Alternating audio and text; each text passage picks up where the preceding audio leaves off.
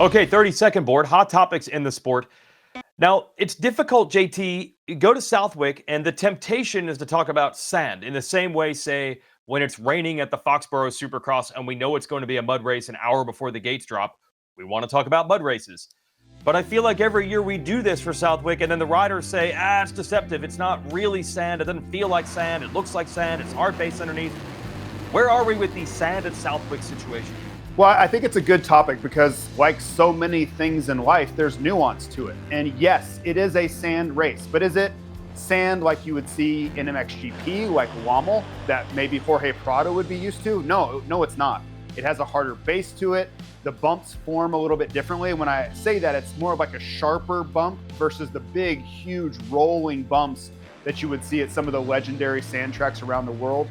And that's, I would say, progressively gotten a harder base over the years. Now, credit to the Wick crew, and you think about who that is, it's the likes of John Dowd, Keith Johnson, even Doug Henry jumps in there and helps out. They brought in a lot of sand to try to restore the softer, rolling beach type sand that it had from years ago.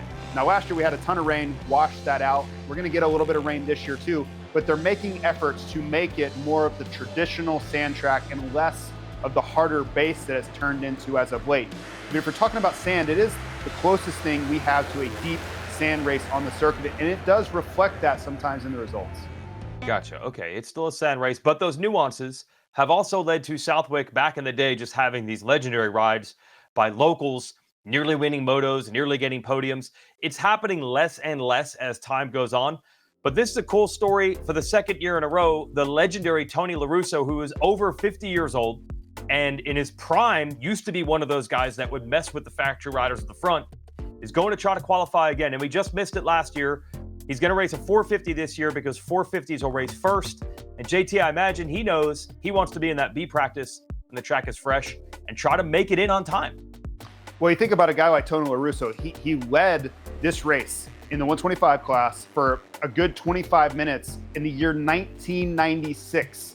So the amount of laps collectively that he has put in at this racetrack, incalculable. Maybe Quentin Fowler could round about it, but it's a huge number. And I went back and looked because I was so fed up with getting beat by guys I'd never heard of at this race that I went back and like, okay, how much are these guys riding? Back in the day when NESC was kind of its pinnacle, they were racing here 16 times a year. And then you start adding up year over year over year. These guys are true experts when it comes to this racetrack. And a guy like Tony LaRusso, he can tell you where every bump's going to form a week before. You say at the 22-minute mark of the second moto, what's going to be the best line in this corner? He can tell you because he has that muscle memory and he's seen every possible scenario of this race shape up. So it's going to be fun to watch him. Hopefully he can qualify for these motos because it's going to be a fantastic story to see a guy at his age be out there racing against the world's best.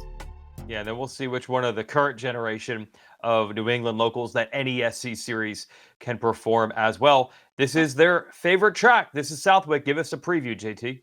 Well, again, this track has been so similar, and there have been some changes. We don't go down in the Frogs Pond like we used to 30 years ago, but if you went back to those times and you fast forwarded now, it would look very, very similar. And the key to Southwick is carrying momentum, as it's always been. You really can't stop and go because it's too difficult to get back up to speed. That rear tire just wants to dig in. And once you get up to speed, you kind of float around the racetrack and you stay on top of the sand. That's what you're going to watch these guys do. These big, fast, sweeping corners, they're going to keep the front end really light and carry speed all the way through them and try to avoid stopping or slowing down at all costs. And watch for the experts, watch for the guys you always see do well at this racetrack and the way that they will, above all else, try to slow down. Though if they have to go all the way around the outside, no problem. But what they don't want to do is really touch the brakes. And that's rule number one. And what you always have to remember about Southwick, it may not be the shortest distance, which we talk about a lot. It is going to be where can you carry the most speed around this racetrack. That's how you go fast at the Wick. Perfect transition, JT, to the next topic. Let's review where the 250 class stands right now after 4 races and a weekend off. Hayden Deegan already has a near historically big point lead, and we'll get into that later with Clinton Fowler and SMX Facts. But even beyond that, the one rider who's been able to beat him this year is now out, that's Chance Hymas. And we'll talk about that with Dr. Joe McGinley later. But I would imagine this just makes the margin a little bit bigger for Deegan now. Yeah, and I think for Hayden, he has reached the point now where he's kind of looking around and there's really no one left to fear. And he certainly understands that if Levi Kitchen has a fantastic day, he can get in there. And Joe Shimoda is really strong early on. But truly striking fear or worry into him, I just don't see it anymore. I think he has the largest lead of anybody to this point. Like, I think that's where Hayden Deegan is ascending to. And now he's got to start looking around and going, okay, what challenges are left? What records can I go break? Because I think he truly is looking around saying, I'm the best guy by a long ways in this class. And it might be a long summer for the other 39 guys each weekend. Now, what's interesting about this Deegan conversation is we go back to right where we were at the start of the show, where normally we take out a lot of what we've already learned and consider Southwick to be its own unique event. We're not quite saying that as much this time, but we gave Eli Tomac a nod as a great sand rider at the top of the show. What about Tom Viel? Has the experience with those incredibly tough sand tracks in Europe, won this race 2 years ago. Is that we'll see a better Vial this weekend, and what could that mean type of question here? I mean, I think we could see a better Tom Vial, but remember, he's French-born. Sand is not like his given talent, right? He's certainly improved in it. He did win here 2 years ago, but when you really look at it on a relative basis, he hasn't been anywhere near the front. You know, that opening round, we thought that was like a great start. He gets third at the opener, like, okay, he'll get better from here. And it's been regression. I don't think he's even really seen Hayden Deegan as of late. So for me to think he's going to jump up and battle with Hayden from how far back he's been, that's a big stretch to make. You got to be optimistic if you're him. You have to think about how this can go. But being real, he hasn't been anywhere near Hayden Deegan's level for weeks on end now. Let's go to the 450s now. So, yeah, it's the same story we talk about every week. Jet Lawrence still winning all the overalls. He somehow pulled the rabbit out of the hat to win that crazy second moto, the overall through that crazy second moto at High Point. And we talked about him versus Tomac. That'll be a thrill if they get to battle. What about this other group? It's shocking. The same 5 riders have been the top 5 overall in every race this year. And we got to keep giving the nod to how well Hunter Lawrence, Aaron Plessinger, and Justin Cooper are riding. I don't know if they're going to win this weekend, but they've been great. They have been great. And I think they keep taking turns of who's stealing the conversation a little bit. You know, I think it was Justin Cooper and AP. Both were that guy at Thunder Valley. We saw speed from both of them. We thought AP might win a moto there. Then Hunter really asserted himself at High Point, which we thought he might. That's been a very good racetrack to him in the past. He was so close to winning the overall there. And then we have this other conversation of the SMX World Championship points that are getting ever closer. And those two, both AP and Justin Cooper, just seem like they're chasing Cooper Webb down in that scenario. So there's a lot of different storylines that are all kind of converging. That podium spot, and maybe it's not even fair to say it's the third podium spot because it's not like Eli owns that second spot, but it really feels like the third podium spot is up for grabs each and every weekend between AP, Justin Cooper, and Hunter. Who's going to get it? Who can kind of become that mainstay there? And how quickly also can they close down the points gap to Cooper Webb and maybe go into Concord, North Carolina as your points leader? Yeah, we mentioned that a few weeks ago, but it's still crazy to think of a Justin Cooper or Aaron Plessinger #1 seed and having some bonus points on their side to help them win that SMX World Championship.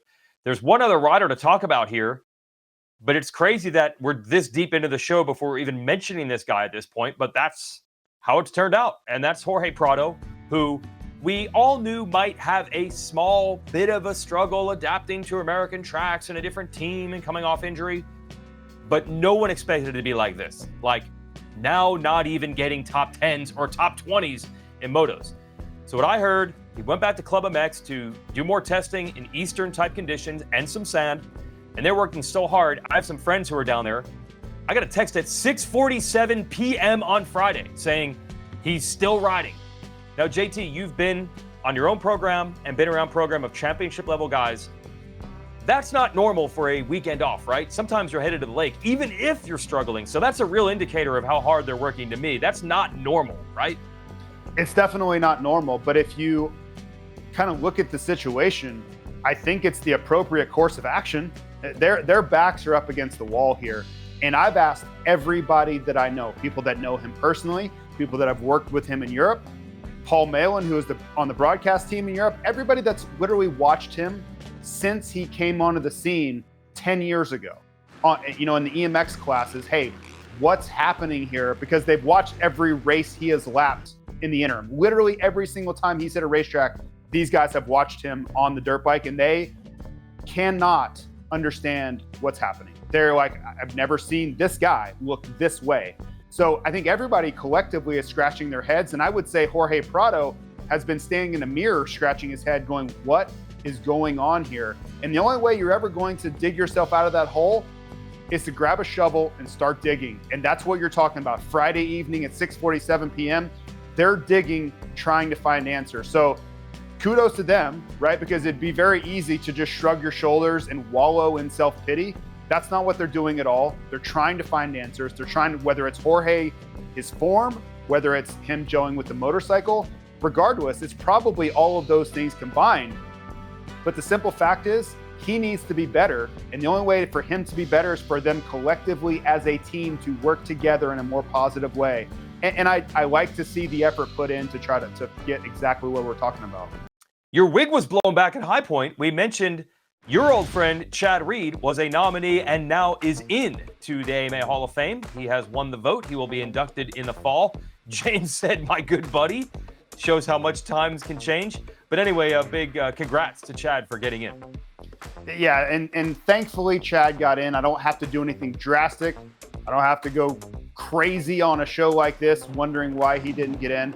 But I would say James Stewart saying my boy Chad Reed on national television is the shock of 2025. There are many things in this world that I thought were conceivable. Like something, maybe one day, yeah, we'll have flying cars, maybe Weege would buy something expensive. There are things that I was willing to wrap my head around being conceivably, even as unlikely as it may seem possible, this was not there. But time heals all things, and I think they both recognize and respect the level that each of them were racing and the levels they pushed themselves to. And fittingly with that, Chad Reed is in the Hall of Fame because he's one of the only racers, along with Ricky Carmichael, that could match James Stewart on a talent level, speed level, and winning level. And to me, it was a huge no-brainer that Chad Reed would be a first ballot Hall of Famer. A rider that is probably lesser known here is on the entry list for Southwick. I was hoping that meant that Jeffrey Hurlings, who's back to going fast, but is not in title contention this year overseas because he missed the beginning of the year with an ACL injury. I was hoping he was going to race. I guess he's not. But Cornelius Tondal is on the list. Tell us about this guy. Yeah, so Cornelius is Norwegian, and he's had a fantastic EMX career. Currently has moved up, racing MXGP. It's a really, really tough step to make.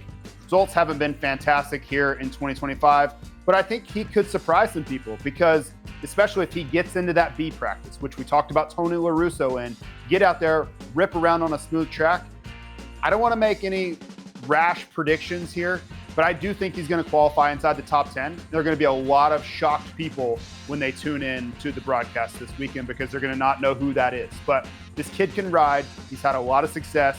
He's just a little bit off the radar, but it's just another name that the American fans are going to learn and wonder about. And yeah, I love just the uniqueness of this, adding more variety to the series, and collectively combining both of these series when the opportunity presents itself. You think about what Motocross of Nations is going to be. Tundell will probably be on that team. Yeah, it's just a lot of fun to have a new name out there. Also, probably a surprise some of the Southwick fans. The Grand Marshal, he will be there live and in person this weekend. None other than Tony Caroli, the 9-time MXGP champion. Now, Tony's not racing. I would love that. But he will race at Redbud and I believe Spring Creek as well. He's part of the Ducati program. He raced MXGP over the weekend at Matterley Basin in England. So he's coming over to work with Factory Connection, which is New England based, and they'll be working the suspension for the Ducati factory team next year. But Tony will be not racing, but on hand as the Grand Marshal this weekend, JT. Yeah, that's going to be awesome. Caroli is a living legend. And for him at 39 years old, I think he is, to get 7th in the MXGP round last weekend shows he's still competitive. So is he going to, be on the podium at Redbud? No.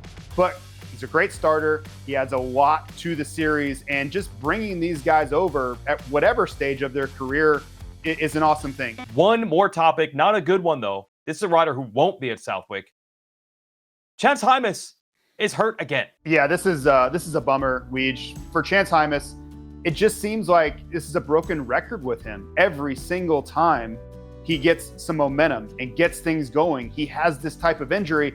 And remember, 2 years ago at High Point, he had this breakout ride. He's leading laps. I think he gets 4th in the moto. What happens the Tuesday after the round? He tears his ACL. So this was like deja vu. It just happened 48 hours prior in the midst of another really good race. So he will come back from this. You know, his Instagram post was really optimistic, but you have to know the depths of despair he was feeling on Saturday night and Sunday. Him sitting there on the table crying, and Jet coming over and wrapping his arm around him. Like, it's a big emotional blow to him, and the therapy and the work to get back to where he was as everybody else gets to keep racing and improving in the story of his career. This is a really dark day for him, and it's just a bummer. Like, there's no real silver lining to it. It's just a really tough thing that our sport just kind of lays on heavy for some of these guys. JT, we're talking so much about Pro Motocross, but within that you hinted about Plessinger, Justin Cooper making a bid toward Cooper Webb in the SMX standings. So let's remind everyone that it all builds to the crescendo of that. Kind of like the NBA Finals heartbreak game that I watched last night. It starts September 6th. That is Charlotte's ZMAX Dragway, Charlotte Motor Speedway Complex. St. Louis, the Dome, right after that on the 13th of September. And then September 20th is the World Championship in Vegas. The unique format, I think, is something we need to remind everybody of here, JT. 2 days format for fans at North Carolina and Vegas, not St. Louis. It'll be a one-day format with the fans there. But the riders get to ride on Friday at every race, and there'll be a press conference on Friday every race. A little bit different feel already right there. It is, and I can't believe we're creeping ever so close back to these playoff rounds and the finale in Vegas. But this has honestly been one of the best things to happen to the sport in a long time. You think about the changes that it's made. Riders have all responded to it. I think there are a lot of people just unsure how this was all going to go. When you think about October of 2022 when this was all announced, well, we're going to be 3 years removed from that, not too far. And this has been a resounding success. I think just you think about Hayden Deegan might have a chance at 3 times winning this thing. Of course, Jet Lawrence is thinking about it. Eli Tomac made a run at it. But overall, we've moved from different cities, right? We've had one consistent one in North Carolina. Other 2 have moved around a little bit. But I think this has been a home run, and it's really hard to find any downside with it. And kudos to Quentin Fowler, the Feld Entertainment team, for coming up with this point system that is absolutely delivered each and every time. We're coming down to championships being decided on the last lap in Las Vegas. That's a really hard thing to do, yet here we are. Okay, let's wrap up this episode of SMX Insider. Heading to Southwick, we'll show you when and where you can watch. 450s are going to race before the 250s this weekend. That also means they will qualify first as well. So, Race Day Live, as always, 1 hour of qualifying coverage. That will start at 10 o'clock Eastern Time, Saturday morning. 450s first, then 250s. First moto will be 450s first, then 250s. And the reason why is there is a 1 hour live window on NBC. That'll be the first 450 moto of the day at 1 Eastern. So tell your friends again, maybe they don't watch every week, but man, Southwick is quite the spectacle to see these superstars in these types of conditions. Of course, you can watch everything live all morning and all afternoon on Peacock.